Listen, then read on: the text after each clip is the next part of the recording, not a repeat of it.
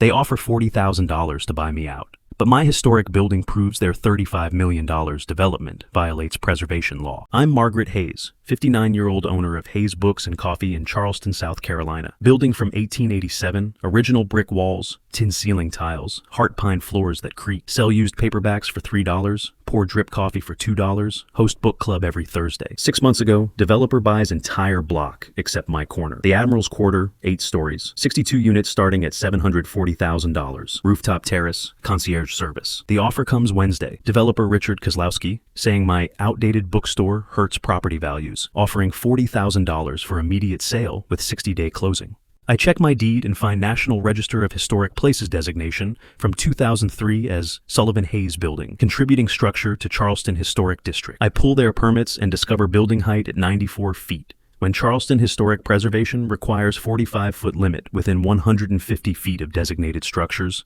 plus inspector notes warning structural foundation concerns from excavation depth. I file formal objection showing height violation, then contact building safety about their 40-foot excavation, removing lateral soil support from my 1887 foundation. Day 1 brings city structural engineer finding 3 new foundation cracks plus 2.4-inch wall deflection caused by their excavation, and he red tags construction for endangering adjacent historic structure. Day 2 sees building department issue stop work order plus occupancy suspension for completed floors 1, 6 pending structural analysis, and engineer reports construction vibration caused measurable historic building damage. Day 3 brings Kozlowski demanding I drop complaints, so I show him engineer's report and occupancy suspension notice affecting 47 unit buyers. He offers $180,000 until I show him preliminary findings that foundation work destabilized adjacent structure requiring immediate corrective action. Day 9 brings city issuing evacuation order for floors 1, 6 citing unresolved structural safety concerns, requiring all 31 completed units remain vacant and forcing $8.7 million